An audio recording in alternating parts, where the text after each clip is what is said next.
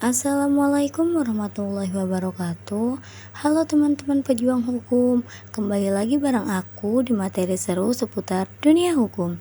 Nah, di video kali ini kita bakal ngebahas topik yang kelihatannya berat, tapi sebenarnya gampang kok kalau udah paham, yaitu tentang hubungan hukum tata negara dengan hukum administrasi negara. Kita bakal bahas mulai dari hubungannya, sumber hukumnya, sampai sejarahnya.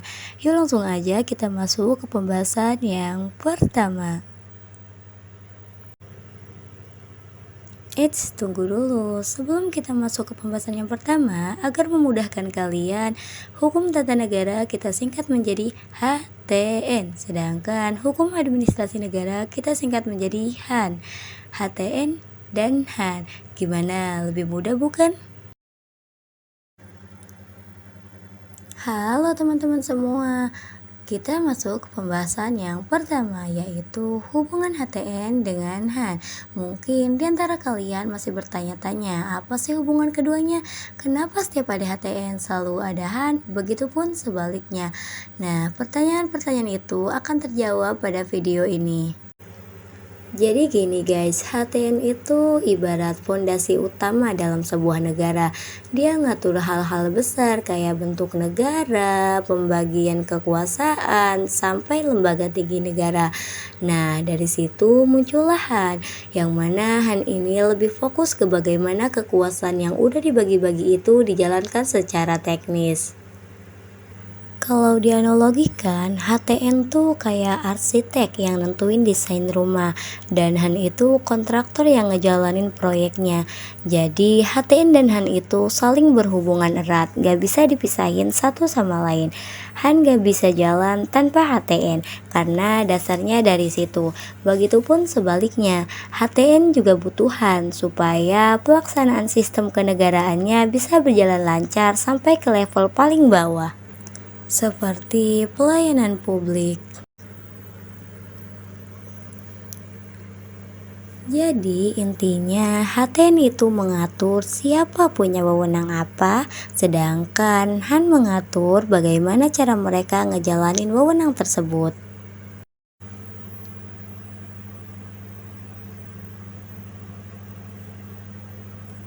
Oke, teman-teman pejuang hukum, sekarang kita masuk ke bagian sumber hukum dari HAN. Jadi, setiap cabang hukum itu pasti punya dasar atau sumber hukum yang dijadikan rujukan, dan HAN pun begitu. Nah, sumber-sumber hukum HAN ini bisa dibilang cukup lengkap karena berasal dari berbagai jenis norma hukum. Pertama, tentu aja ada Undang-Undang Dasar 1945 sebagai dasar tertinggi dalam sistem hukum kita. Banyak prinsip administrasi pemerintahan yang diatur di dalamnya. Lalu peraturan perundang-undangan di bawahnya seperti undang-undang, peraturan pemerintah, peraturan presiden, hingga peraturan menteri. Gak cuma itu, putusan-putusan pengadilan terutama dari MA dan PT UN juga bisa jadi sumber hukum HAN. Selain itu, kebiasaan atau praktik administrasi yang udah lama dijalanin juga bisa jadi acuan, asal tidak bertentangan dengan hukum positif. Dan terakhir ada doktrin dari para ahli hukum yang sering dijadikan rujukan dalam membangun argumentasi hukum atau menyusun kebijakan argumentasi administrasi. Jadi intinya HAN punya banyak sumber hukum yang kuat supaya pemerintah bisa bertindak sesuai aturan, bukan asal-asalan.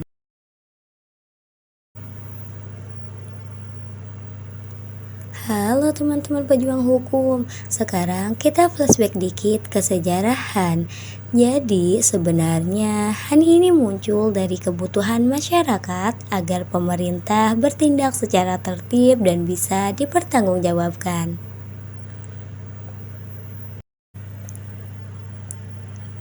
Di Eropa, Han mulai dikenal sejak abad ke-19, terutama di negara-negara seperti Perancis dan Jerman.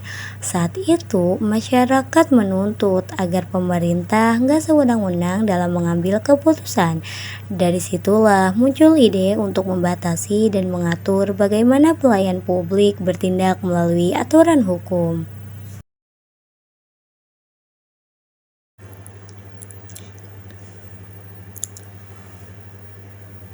Nah, di Indonesia sendiri, perkembangan Han mulai terasa sejak masa kemerdekaan.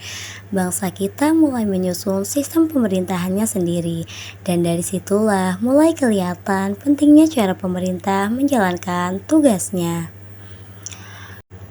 Han makin berkembang pesat terutama setelah era reformasi karena saat itu tuntutan masyarakat terhadap transparansi dan akuntabilitas pemerintah makin besar. Masyarakat mulai sadar pemerintahan itu harus dikontrol dan diawasi biar tidak semena-mena. Jadi, bisa kita bilang kalau Han itu adalah produk dari kebutuhan masyarakat akan pemerintah yang rapi, adil, dan bertanggung jawab. Halo teman-teman pejuang hukum, mungkin itu saja pembahasan kita tentang hubungan HTN dengan Han, sumber hukumnya, dan sejarah singkatnya. Semoga penjelasan ini bikin kalian makin paham dan gak ngerasa hukum itu kaku atau ribet ya.